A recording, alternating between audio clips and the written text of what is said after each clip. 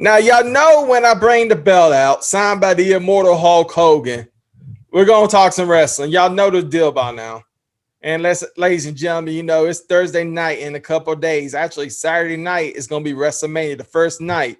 Now, I ain't going to lie to you. I'm as excited for this WrestleMania as I am for my first ever prostate exam. But it's still WrestleMania. I'm still a wrestling fan, so I'm going to probably watch it on the Peacock Network. Yes, I said it, the Peacock Network.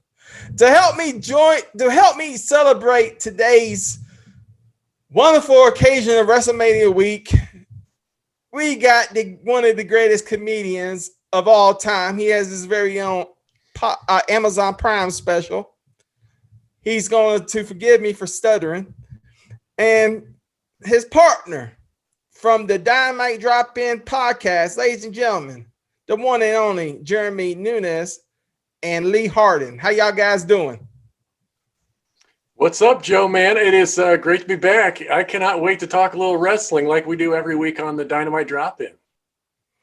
So, Lee, what's going on, man? Oh, just hanging in the guitar room, Mountain Dewing it up here, and getting ready to talk about this. Would you rather talk about the prostate exam than WrestleMania? Because it's going to be not as long as WrestleMania. Like, I doubt your prostate exam's 37 matches. Well, if it was anything like that John Cena match from last year, it's probably going to be as painful. But what Jeremy's speaking about is actually, you know, we did a Sunday interview. It's going to air in a couple months. Probably a month or two from now. So look out for that. And we also had another special guest. I actually met this man last night on Facebook. We had a conversation and we talked a little bit, became quick friends. We had a lot in common, both Alabama football fans, both from the state of Alabama. So ladies and gentlemen, golly, I got to stop stuttering. I'm not going to edit none of this. From J&J Outlaw Sports podcast, ladies and gentlemen, the Alabama Cowboy, JPC. JPC, how you doing today? Woo! Doing good, brother. We're going to talk some wrestling today, right? So yes. you're talking about a prostate examination. So when The Rock takes something and turns it sideways and shoves it up your can, does that count as a prostate exam? You know, right now you kind of remind me of the guy from Pulp Fiction in that scene. But J&J, tell us a little about yourself. Tell us about the J&J Outlaw Sports for a little bit. Well, J&J Outlaw Sports is basically a podcast based on college sports, college football, basketball, that kind of thing. I also used to dabble in a little politics, but as me and you discussed off the air, they got me in a little bit of trouble. So I got away from that. So we just basically, we concentrate on college football and basketball. So let's get to it. Wrestling 2021. Jeremy, I'll start with you. What's wrong with it? You know what? I hate to get on my my Undertaker style high horse here, but I think the biggest problem is a lot of the newer talent don't want to work. You've got the millennials and the Gen Zers rather play their video games than learn more about the business.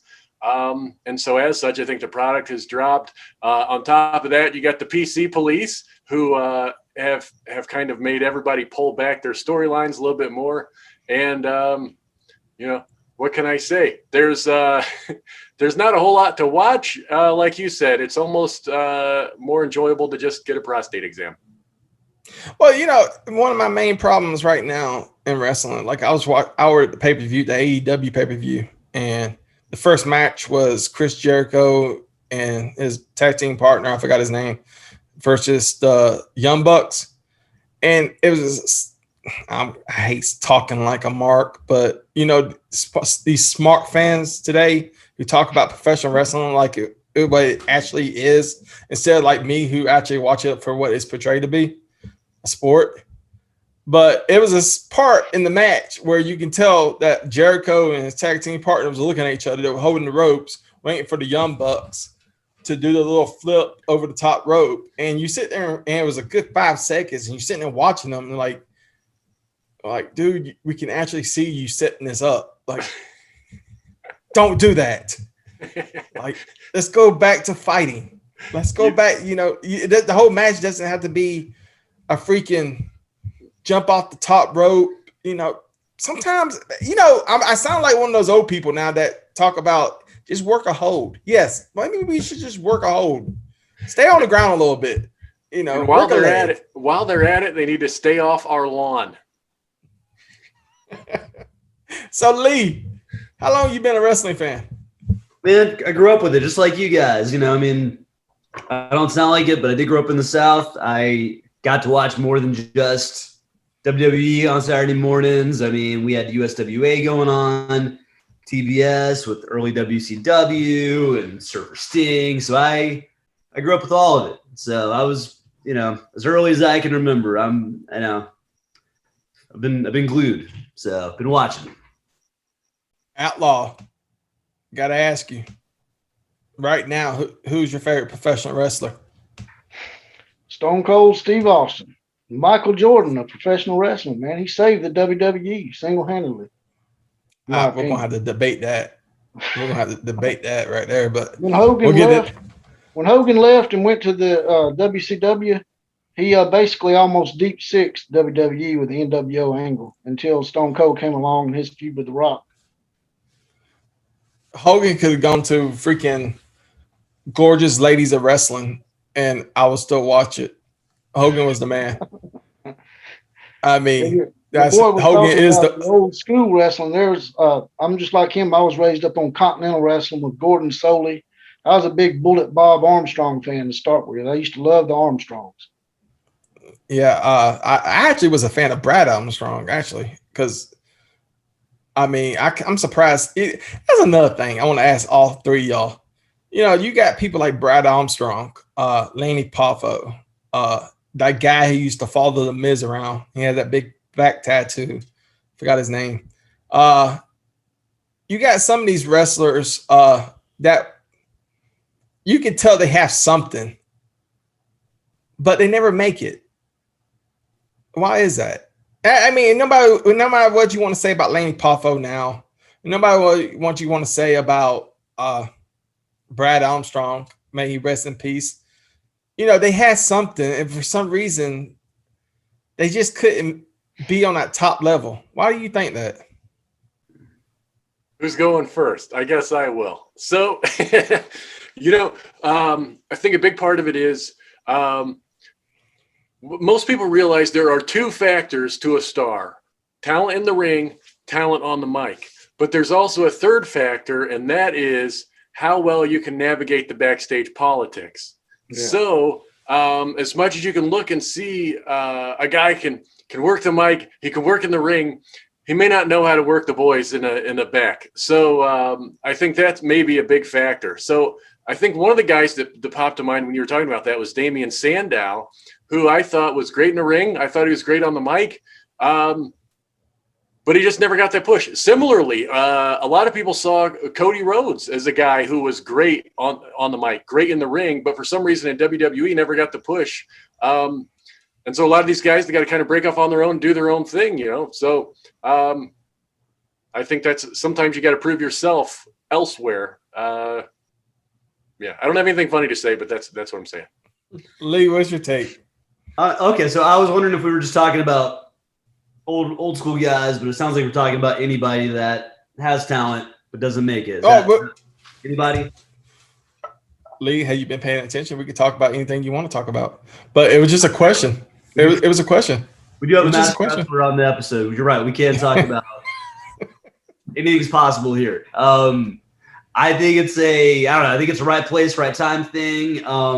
Yeah, there's plenty of guys that have talent and that look great, but not everybody has that it factor. Yeah, you can be skilled. And there's even guys now, like the high spots are really popular now, but there's a lot of dudes that may not have the mic skills that someone has. So it's a look. I don't know. It's not everybody can be on top. And like anything, like, you know, stand up music, there's going to be talented guys, but what's something that's making you stand out that no one else is doing? I mean, it doesn't mean you're the most talented guy, but what are you doing that no one else is doing? I think that carries into wrestling too. So there's plenty of talented guys I've seen on AEW where I'm like, all right, that's there, but again, the mic skill may not be there. So it's, yeah, there's that it factor. So, well, I don't want to jump on the Lanny Poffo, train, but when I was a kid, it was all about Hulk Hogan. I would go rent the wrestling tapes from the movie store, and of course, I will fight myself not to go and fast forward to the main event to watch Hogan. Mm-hmm. But as an adult, you sit there and you listen to somebody like Lanny Poffo, and you think to yourself, man, this guy was amazing. I mean, he can do poetry, he can wrestle, he can do this. Why wasn't this guy at least the Intercontinental Champion? Why wasn't he something? And more than a mid-carder, or it could have been something. But I mean, it's just sometimes I look at these wrestlers today and I think, wow, this guy could be it. This guy could be it. But they give the belt to this guy. I don't understand it. Outlaw, what do you think? Why don't some wrestlers make it?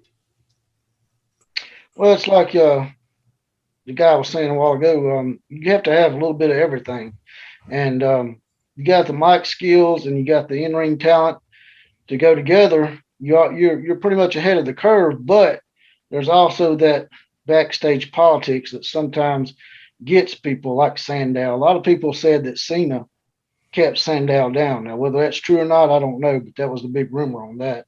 Just like he did with the that group, the Nexus. They claim that he sort of deep sixed that too. They look like they was getting a good push, and one of the big guys in the back don't like you, they can pretty much undo you. I mean, Shawn Michaels was notorious for doing that, wasn't he? Shawn Michaels was notorious for being a. But actually, I was talking about that blonde-headed. I know you said Damien Sandow. I was also talking about that blonde-headed guy who had a famous father. Used to carry the Mrs. Money in the Bank briefcase. You could tell that he had it. Yeah, both. Everybody could see everybody's face now. They're like, who? I was talking about your boy over there. Your boy had said something about Damien Sandow being held back. Or there was a lot of rumors that even Jericho, when he came to WWE back in 2000, that those guys were doing all they could to hold him down. So I think it just works that way in life.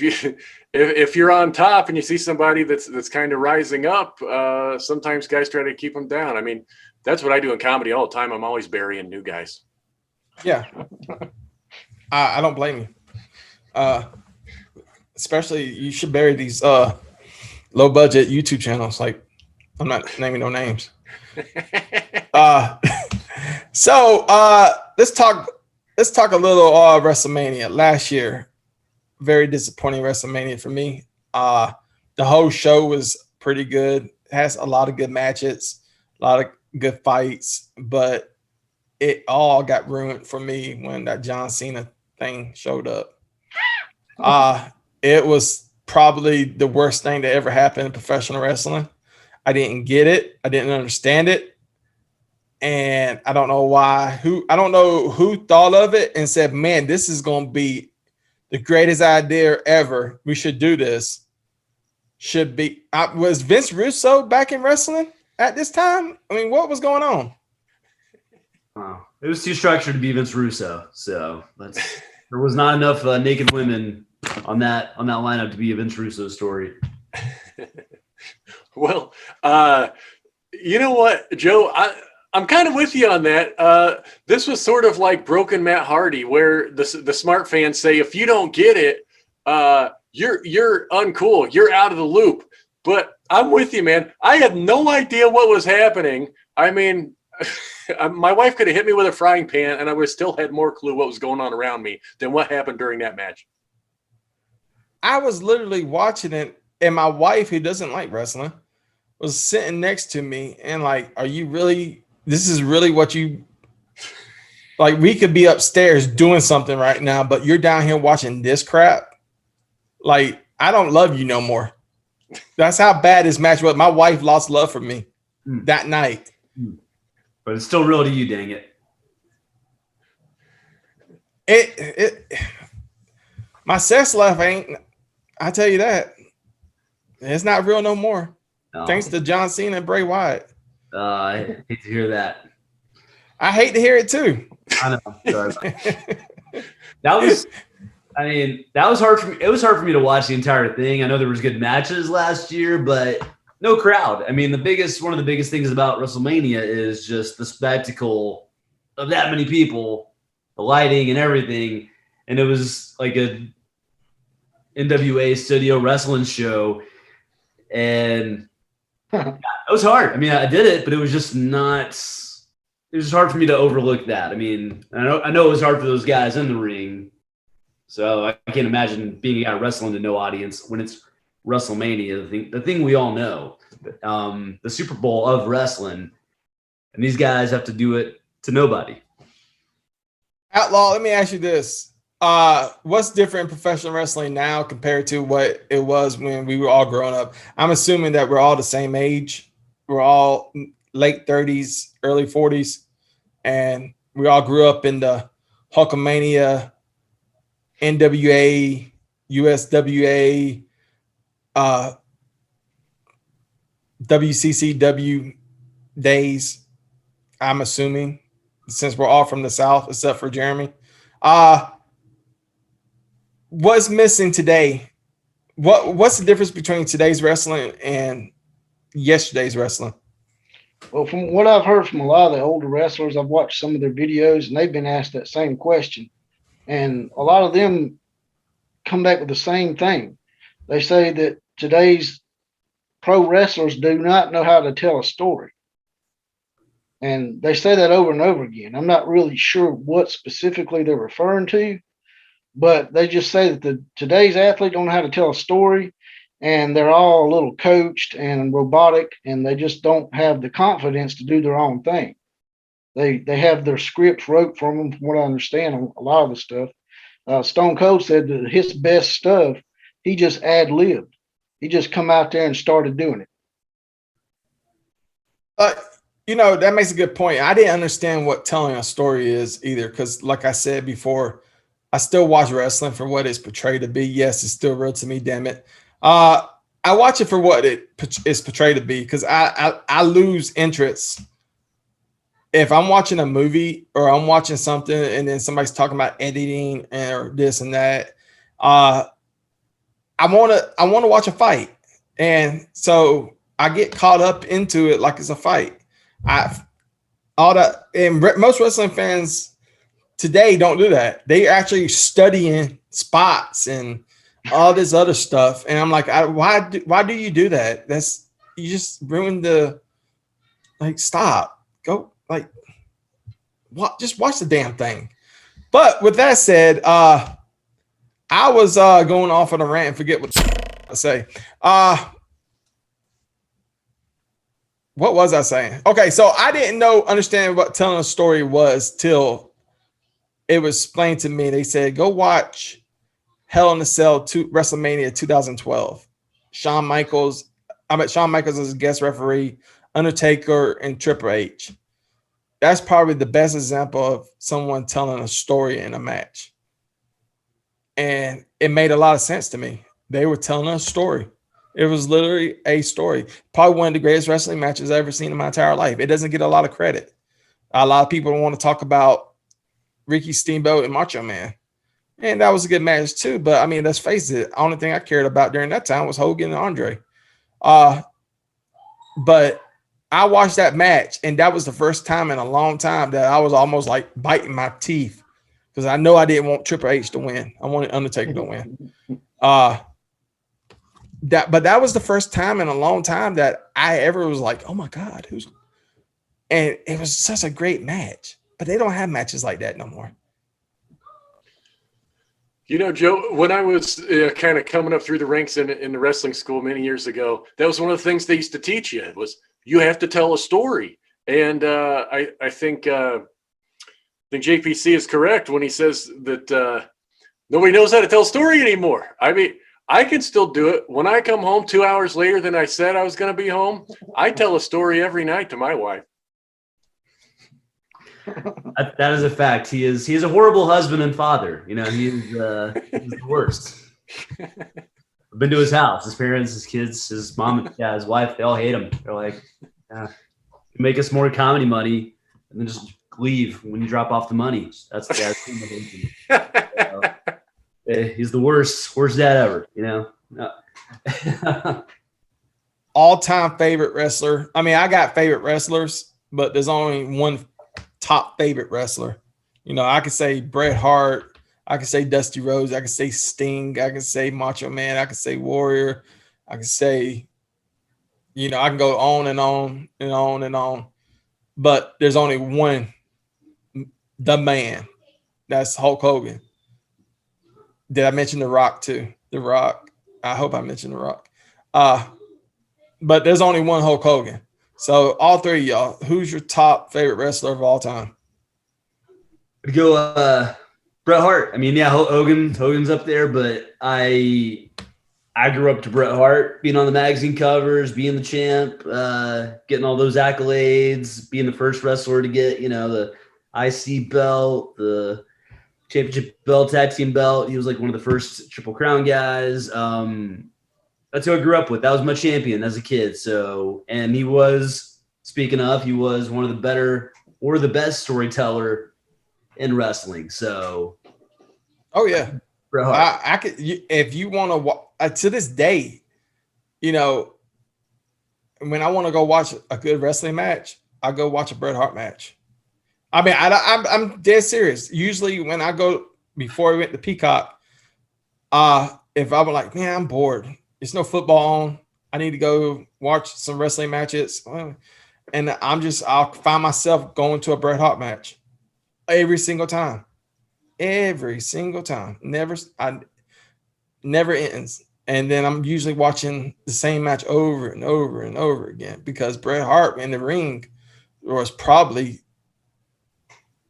if not the best wrestler of all time inside the ring. Absolutely. A lot of people give credit to AJ Styles.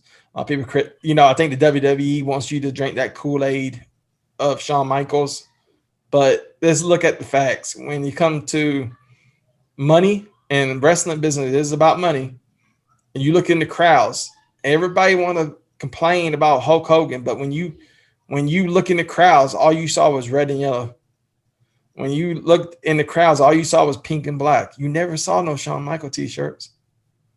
And they can't edit, they can't take that away. I mean, unless they like now Photoshop Shawn Michael t-shirts everywhere. But that's just my take. Jeremy, who's your favorite wrestler of all time? You know, I kind of go through Vince phases. Russo. You know, David Arquette is up there, but I would say I go through phases. So I grew up on Hulk Hogan. He was my guy for a long time.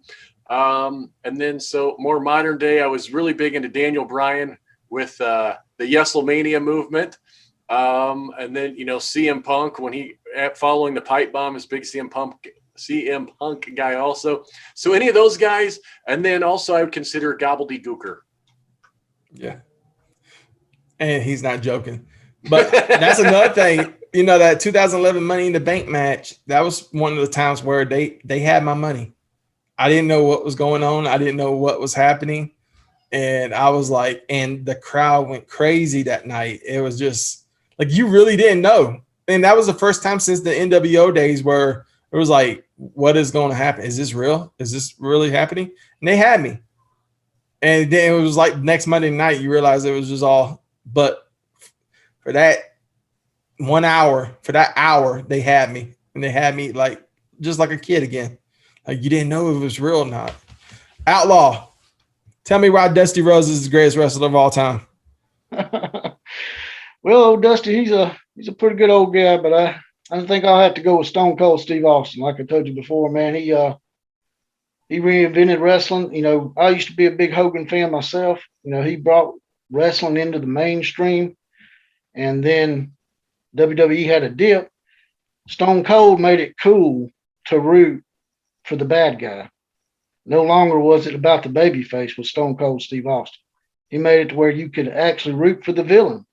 And that's one of the greatest things I think he done, him and the NWO both at the same time. So that's why I like him the best. But the reason why wrestlers like Shawn Michaels and Roman Reigns and John Cena, I think that's a lot of Vince McMahon just trying to wheel his way on people with some of these wrestlers. Some wrestlers, I don't know what it is about them. Vince McMahon has some kind of fetish for them and just wants to cram it down people's throats. And I think here towards the end, that's been sort of a bad thing for Vince. As the older he gets, man, he gets a little more stubborn. And he, for years, pushed John Cena on us, and now it's Roman Reigns. So, well, I would say, go ahead, Jeremy. I was going to say, JPC, you're onto something, Outlaw, because I do feel like there are moments when Vince McMahon sort of treats us fans sort of like I treat my kid with broccoli. He picks up the talent and he's like, "You're going to take it. You're going to take it." Kind of, if you remember how it was with Roman Reigns originally. Now Roman is 100 times different and more enjoyable than ever before. But previously, if you remember, he was just kind of a guy. Nobody saw why he was supposed to be the guy. But Vince McMahon just forced it on us. That's why everybody booed him anytime he was supposed to be the top babyface. Nobody wanted him. He was the broccoli of pro wrestling. Well, I'm going to say this: when you said "take it," that was a little. I felt it, but I think the PG era probably stunted the growth of a lot of these wrestlers where they couldn't be creative, like Stone Cold and The Rock and Hulk Hogan in the NWO. They was able to be creative. They didn't have any PGA ratings to worry about. And plus, it's so redundant. You know, I wish they could just go back to '97, and you remember in '97 back on Raw when they used to just at the end of the show they'll have like a match and you only got 3 minutes left on TV, and then it just goes off into like a big brawl. If you're wrestling, the locker rooms like fighting each other. Fans like that. They don't do that no more. It goes off the air with Well, they do. Watch AEW. Every match has like 87 people running in, and it's an Excalibur is explaining why everybody's running in. It's awesome. Yeah. He knows, well, this guy was in the top garage wrestling match, and he's angry that he didn't get the Battle Royal from Casino Battle Royal 2 years ago. So now that's why he's in this run in.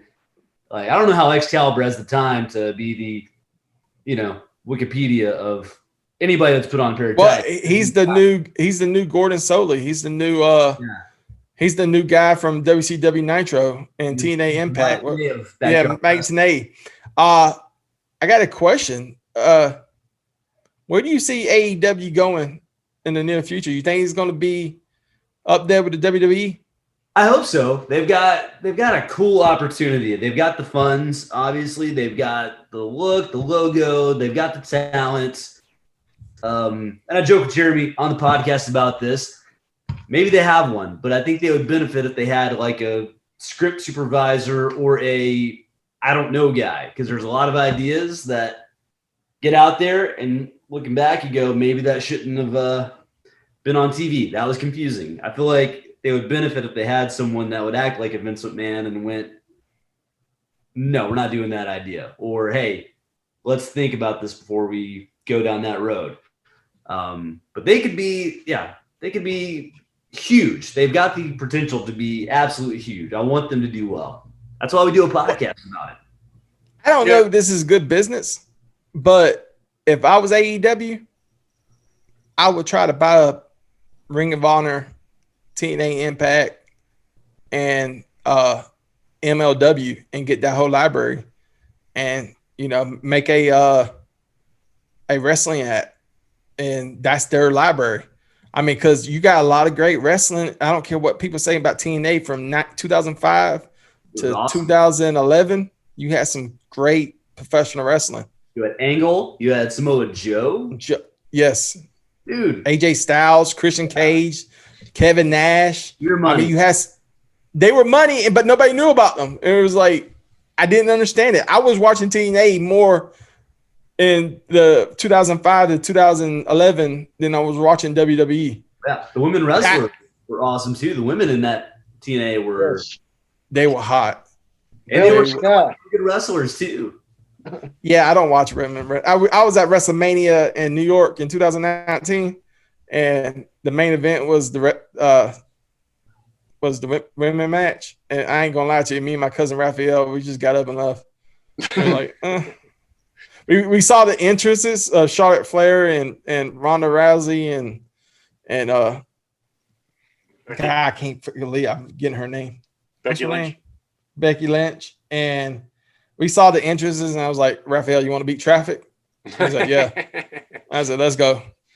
And we went somewhere and get something to eat because we were drunk. And I went back to my hotel and waited for my train the next day. Well, so Joe, I'll tell you on my special, which you haven't watched yet, I tell the story of when I attended WrestleMania. So that's a little cheap plug for my Amazon Prime. I saw it on the dry ball. Oh, there you go. The Undertaker. I don't want to do your bit, but I will. Okay. If you was talking about, you was right there next to where you can slap the wrestler's hand, and the Undertaker shows up, and he was like, "Hey, Undertaker, you're too old." And he looked at you. And then you started pointing at your dad, and your dad started pointing at your son, and your son was like, I don't know none of these Yeah, Jeremy said it too. Jeremy is a foul-mouthed comedian. He is the dirtiest church comic you'll ever see. He cusses and still gets church gigs. I don't know how he does it. So. Lee, you got to be clear you're joking. You're going to cost me work. People think you're going to be serious. But so what I was going to tell you, you're asking about, the future of AEW, something I wanted to add.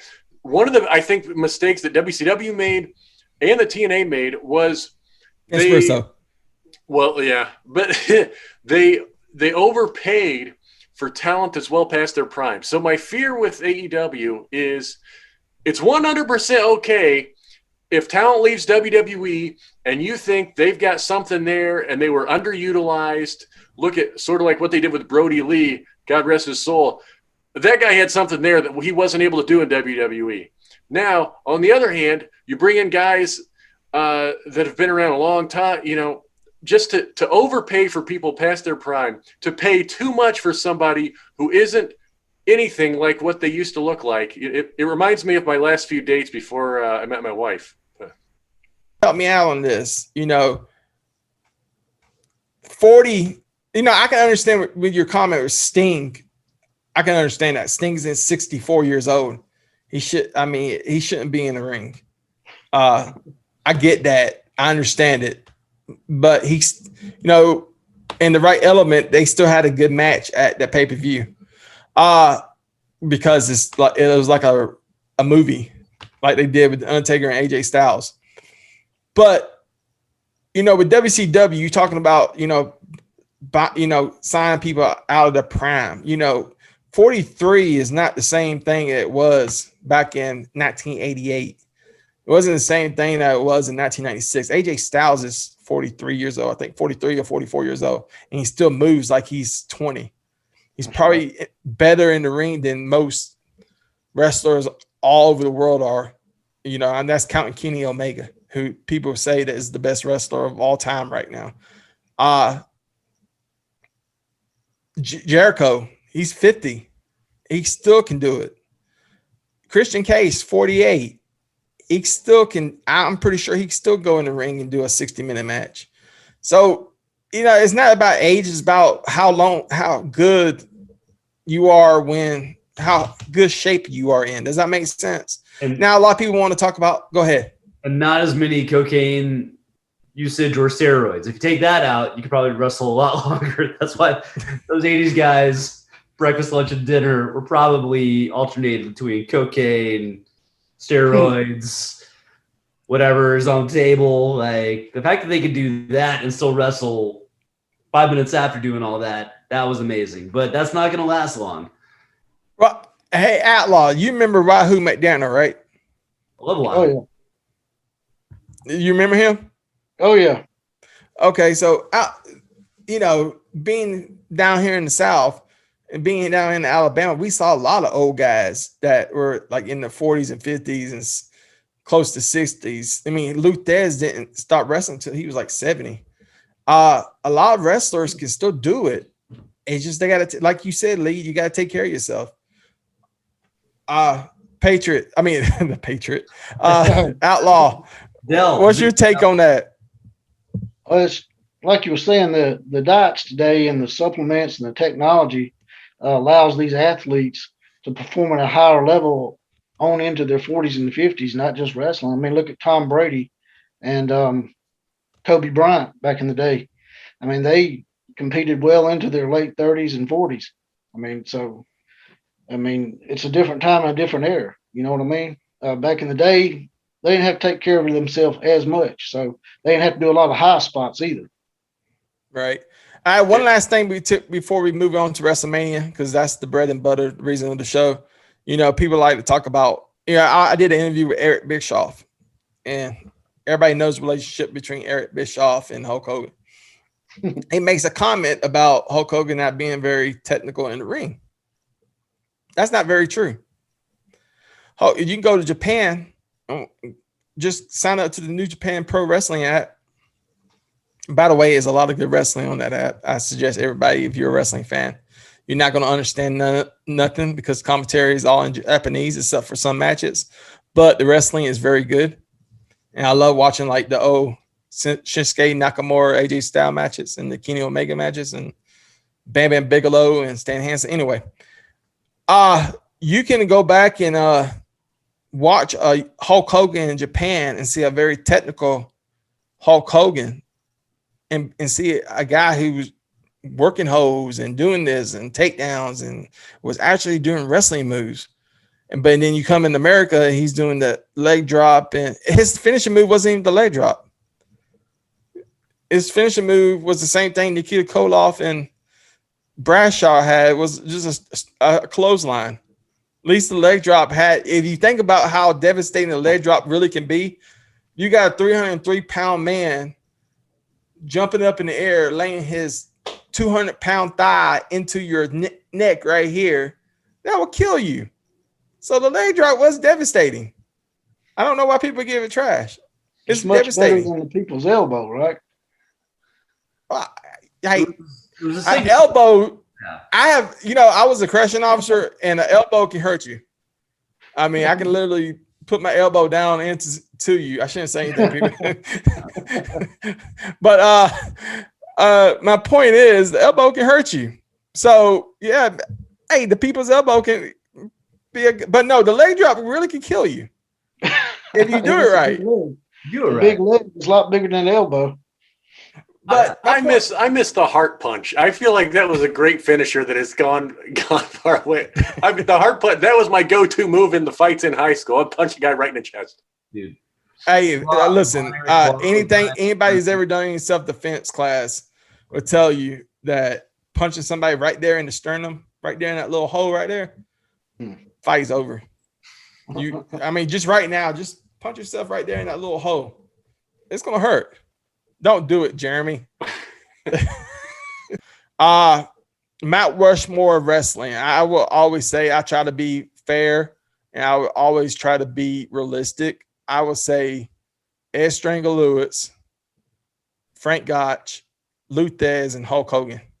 That's my Mount Rushmore of wrestling. Oh wow! No Flair in there. No, it's got. If you got to think about it, Frank Gotch was the first sports hero of the 20th century. Yeah. Ed Strangle Lewis made an impact. Luthez made an impact, and Hulk Hogan brought professional wrestling to the to what it is today. Huh. So if you think about it, the Mount Rushmore realistically would be that. Your take? What's your Mount Rushmore, Lee? I don't know. I don't feel like I'm a lifelong fan, but man, I feel like you're going to take anybody off given your Mount Rushmore, I think. Man, that's because when you're throwing names like Gotch in there, you're just going, wow, that goes way back. Man, that's tough. I would agree with the Hogan. Go Flair. I mean, just when people that don't watch wrestling and you mention wrestling, they will often mention Hogan first, Flair shortly after. I mean, Flair even got his own ESPN. But I'm going to go Hogan. I'm going to go Flair. I'm going to go Gorgeous George because he brought that showmanship. No one was doing what he was doing, dressing pretty, looking like that, had a valet. Even Muhammad Ali borrowed from him. So he started talking because he saw what Gorgeous George was doing. And Bruno Sammartino. All right, Outlaw, who's your top 4? I'm probably going to be a little more modern. As far as the older wrestlers that you mentioned, that was way before my time, so I'm not really educated on them, so I can't really say. Way before your time. What do you think? I was born in the 1920s? I mean, obviously you went back and studied it, so I didn't. And so wrestling started coming into its own in the Bruno Sammartino area. I think that's when it started really catching on. And then, of course, Hogan come along and pushed it to a new level, and then you got The Rock and Stone Cold. So I'm going to go more modern. I'll say Hogan, Flair, Stone Cold, and probably Bruno Sammartino. All right, Jeremy, the main event. The guy wins Amazon Prime special. Man, Here we go. You guys took a couple of mine that I thought was going to be a loner on. So I feel like Hogan is a no-doubter. I feel like Flair is a no-doubter. And then from there, you can make a case for just about anybody you guys said there. So I think it kind of goes by eras. I halfway want to put Lou Thez on there. So I'm going to throw Bruno as my number 3. And then number 4, maybe someone from Japan, just for diversity. How about Antonio Inoki? And then we'll chisel out a little spot on the side of the mountain for Spike Dudley. I hear you. All right, so let's get to the main event. Night 1, WrestleMania. Is there really 37 matches for WrestleMania? Probably. It's WrestleMania 37. I think that's why you're confused, Lou.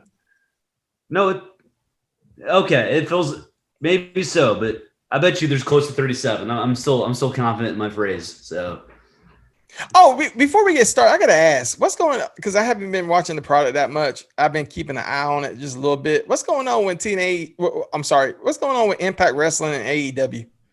Just real fast. Are they merging? Like, Omega's doing stuff over there. Sammy Guevara was supposed to do stuff over there. It didn't happen. That's the only one I really know about is Omega's crossing over with Don Callis. So they're hopping back and forth. That's as much as I know. So if I was like I told you, if I was the owner, I would buy all these like Ring of Honors and make an app and then sell it to ABC for $1 billion like WWE did. Yeah, but that's just me. Go ahead, Jeremy. They have an agreement to share talent across platforms. So they actually AEW has the same agreement with Impact and also with NWA. That's why you see Thunder Rosa, one of their talent, is often on AEW. And then similarly, they have the same agreement with New Japan to swap talent back and forth there. So you see some of their guys on New Japan and vice versa. So, the little bit of intermingling going on like a high school after prom. And even some MLW stuff too. Like I see some AEW guys going to MLW. I'm sorry. I love MLW. Fatu, Jacob Fatu. Yeah, I try to keep up with some. I try to keep up with it.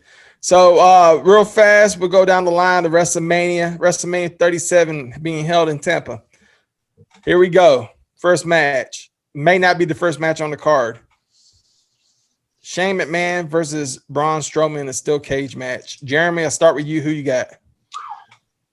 I am going to go Shane gets killed because he jumps off of something he shouldn't, but still somehow wins the match so he can call Braun stupid.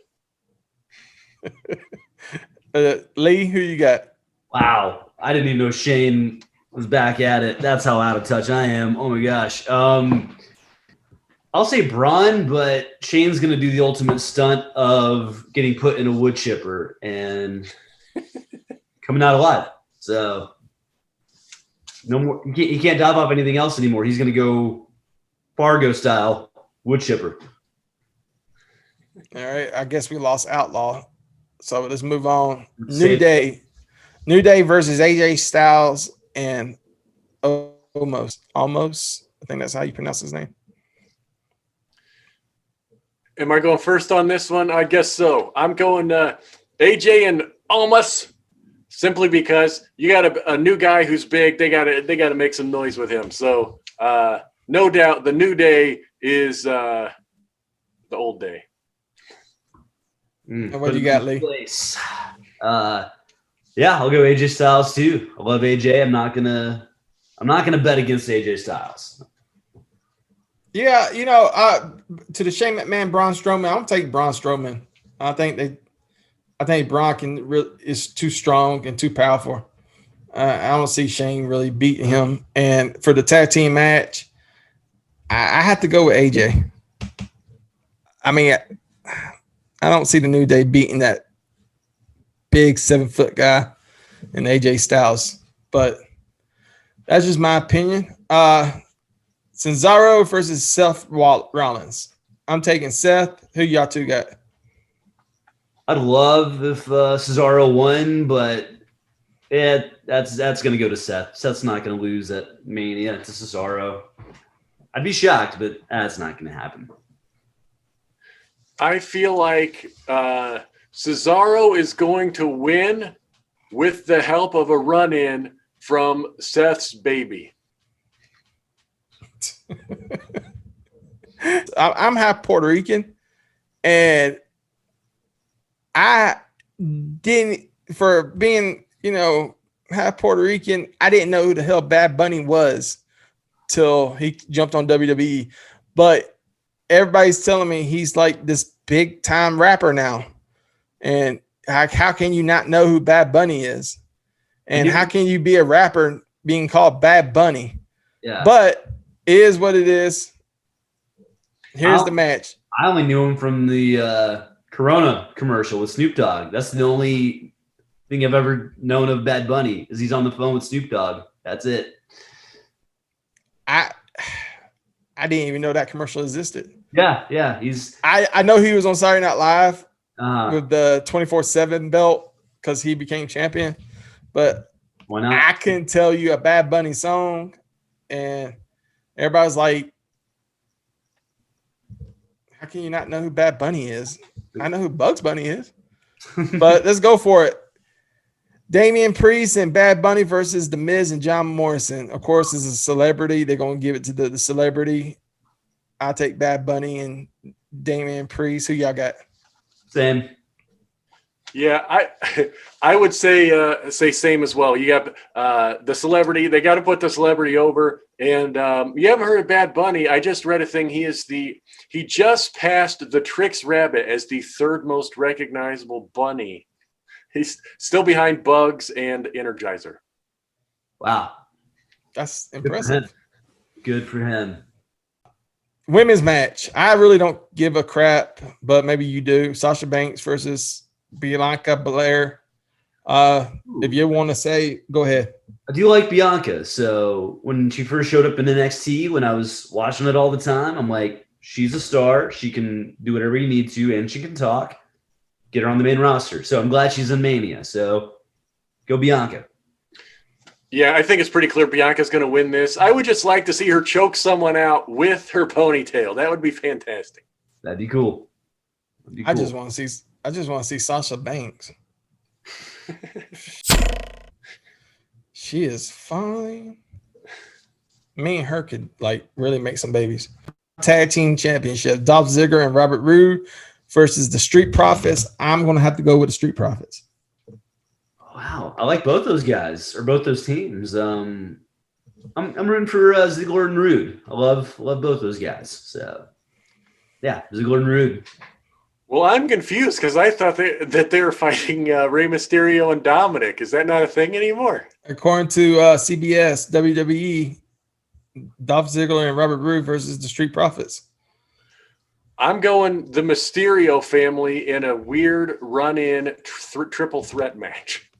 Okay. There you go. Yeah, I don't know. Maybe there's something wrong with CBS WWE. This is where I'm getting the card from. So I could be wrong. But United States Championship. Matt Riddle versus Sheamus. I'm going to have to go Sheamus because I really don't. I hate to say, I hate somebody that used to fight in the UFC and was pretty damn good because he'll find me. And he's a lot younger and better shape. But I'm probably going to have to go. You know what? I'm going to go Riddle just because I think they're trying to get something on Riddle. I think they're trying to build him. So I'm going to go Riddle. Same. I like Riddle. Love that dude. Glad he's on the main roster. Every pay-per-view needs a bathroom break match, and this is it. But I still got Riddle. Sami Zayn and Kevin Owens. I'm not really much of a Kevin. I can't get behind Kevin Owens, but Sami Zayn reminds me of somebody I don't like. And personally? Yeah, personally. And it just, it started with that NXT moment when Shinsuke Nakamura came in and, Lord Steven Regal came out and he was like, you deserve the best competition ever. And they show Shinsuke Nakamura and he's on this big screen and you see Sami Zayn just start smiling. I'm like, this is a guy you're about to fight. You're not supposed to be sitting there happy about you about to fight one of the greatest fighters in the world. And you're sitting there smiling. Like, this guy's coming to kill you. Take your spot. And you're smiling about it like, oh, yeah, I get the rest of Shinsuke Nakamura. Ever since then, I was like, man, all you got is a theme song, Sami Zayn. At least Shinsuke Nakamura got a theme song and talent. You just got Sami Zayn. I'm just playing Sami Zayn. I got Sami Zayn. Jeremy, who you got? I think they're going to put Kevin Owens over here on this one. It's the KO show, baby. Man, I loved the earlier version of Sami Zayn. I'm not a fan of the Fidel Castro filmmaker Zayn as much. Still talented. I love his movesets, but Kevin Owens, I've been a fan of that guy since day one. As far as a guy that came into the new school but had some old school mentality, like a bully. He always reminded me of a high school bully, Kevin Owens. He just needs a Letterman jacket. I'm a fan of KO, so I'm going KO on this one. It's cool. What was his name? Wrestling at the same time. Media. So. What was his name back in Ring of Honor? Was it Kevin Steen? That's another thing. NXT. Eli Drake came to NXT, and they gave him some stupid name. And I'm sitting there thinking to myself, he said something in the promo when he first came on. I was like, wow, who really got you over? If you kept Eli Drake, the guy that, made an impact on Impact Wrestling, the guy who made an impact on NWA Wrestling, if you just kept your name, now you got to start fresh. It's like nobody knows who the hell you are, but everybody knows who Eli Drake was. I don't know why they do that. I know they've done it before with Seth Rollins and Dean Ambrose, but I just God, I really wanted to see Eli Drake, but now I got to see this guy, the Midnight Rocker, or whatever the hell he calls himself now. I don't even know what the hell his name is. Anyway, Big E versus Apollo Crews. I'm taking Big E. I'm a big fan. So Big E, he's finally on his own now, right? Or is he still with the New Day? Or is he? I think he's kind of like, he's with the New Day, but he's on his own. But okay, maybe it's okay. I like Big E should be on his own. He's a star. Put the rocket strap to him. Come on, future WWE champion, in my opinion. Yeah. I'm going to go the other way. I think Apollo Crews is going to win this with the literal spear. Okay. I don't see that coming. When I was at WrestleMania 27 in Atlanta and Cody Rhodes beat Rey Mysterio, I didn't see that coming either. So, hey, you never know. That's before Cody Rhodes was Cody Rhodes. You know what I mean? He was just that guy with a face mask. actually, in my opinion, the main event, but it's not the main event. The Fiend, Bray Wyatt versus Randy Orton. I can't go against Randy Orton. Randy Orton is one of those guys. He's like Brock Lesnar. You know he's a real bad, and you know if it goes right down to you don't want to piss Randy Orton off. So I'm taking Randy Orton. Who you got? Orton. Really? I think from a wrestling storytelling standpoint, this is a no-doubter that the Fiend is going to win this. I would bet custody of my kids. Do they work?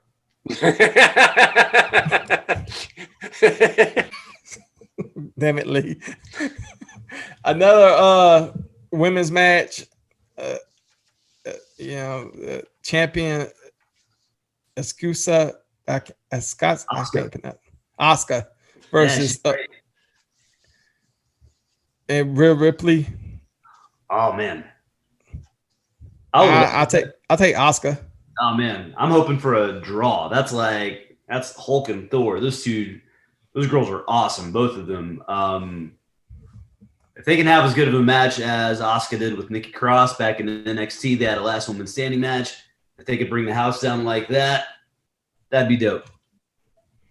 What do you got, Jeremy? It's the night to make the stars, so I'm going Lee's future wife, Rhea Ripley. All right, main event, last one. This is one that's got everybody talking. I think this is going to be a very good match. Roman Reigns, champion, versus Edge. I'm glad to see him back, versus Daniel Bryan, who might be his last match. I'm taking.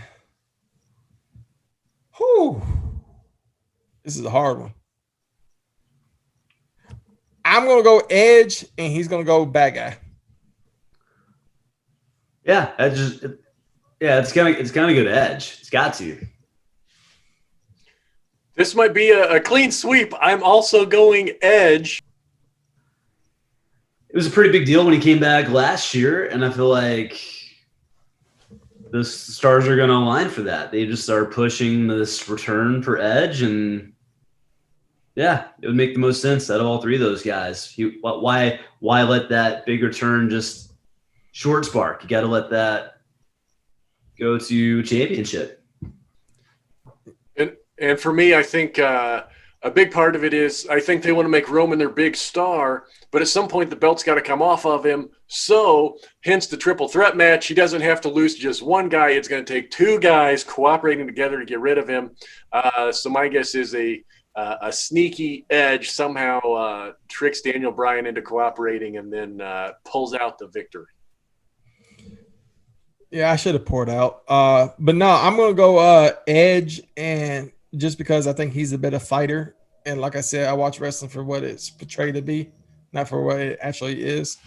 So I'm going to go Edge because he's the best fighter in the ring. Drew McIntyre versus Bobby Lashley. I don't even know. I can't tell you. That's like an either or. Drew McIntyre,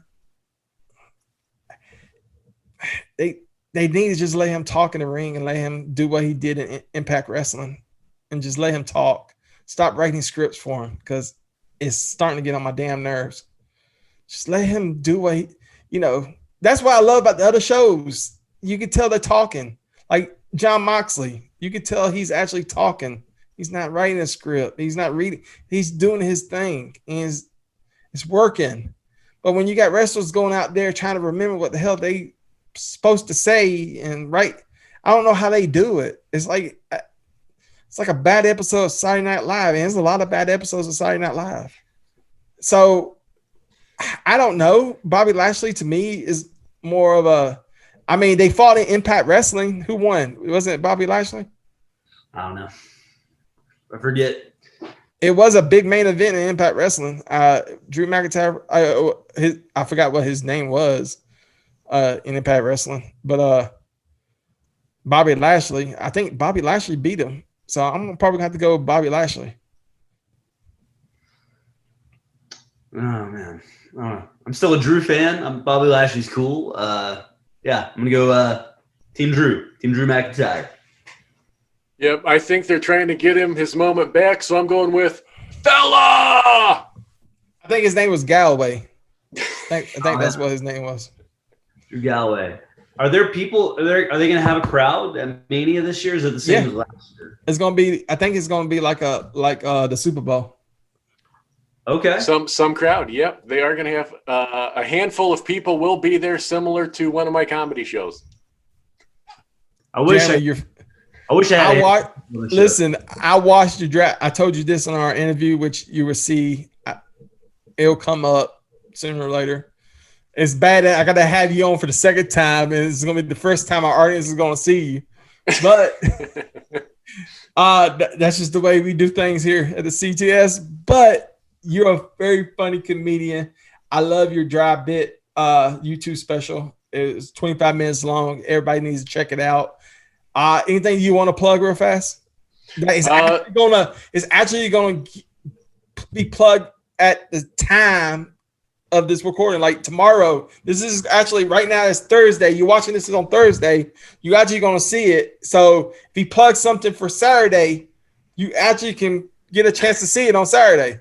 So go ahead. He's a plugger. He's got stuff to plug. Yeah. Well, I would mention you've already talked about the Amazon special. We've talked that Lee and I have the Dynamite Drop In podcast together, talking all things AEW, and then of course my book, You Can't Write City Hall, talking about the retelling of my real life time as mayor. It is hilarious. You can't write cityhall.com. And you also forgot the interview that's coming up in a couple months, maybe a month, with the CTS. Well, that goes without saying, man. Lee, what's going on, man? What's going on with you? What we got? What towns are you hitting? What towns am I hitting, man? I was just in South Carolina. I'll be in Greenwood, Indiana, the hot town of Greenwood, Indiana. Indianapolis doesn't even come close to Greenwood, Indiana. All right. Gutty's Comedy Club. I want people at that show. Gutty's is a great room, great owners. That's April 16th, Greenwood, Indiana. You can forget all about Indianapolis because Greenwood is the Austin, Texas of Indiana. All right. So go to Greenwood, Gutty's, April 16th. I hear you. You might see you with the guitar on stage. That's all I'm saying. I might take one of these and not smash it honky tonk man style because that's a dumb move. Guitars are expensive. I'm going to keep mine and play it instead of hit somebody with it. Not honky tonk man style, but Elias style. Elias style, yeah. You got to gimmick those guitars, and it's a waste of a musical instrument. So I'm going to play it, not hit anybody with it. Greenwood, Indiana, guys. So I'll speak for JJ. He just hit me up and said his phone died. So I'll hit with check J&J Outlaw Sports on YouTube. Check him out. He's got a bunch of different podcasts. He's a big Alabama fan. So he's actually going in May. We're going to interview him on the CTS. That'll probably be aired May of 2023 because I got a lot of editing to do. With that said, everybody else, this has been a very fun interview. I know we got NXT on right now. We got AEW on right now. You got a podcast to do later tonight, so y'all got to get to it. Stay online. I want to give you a proper thank you. Everybody else, enjoy WrestleMania.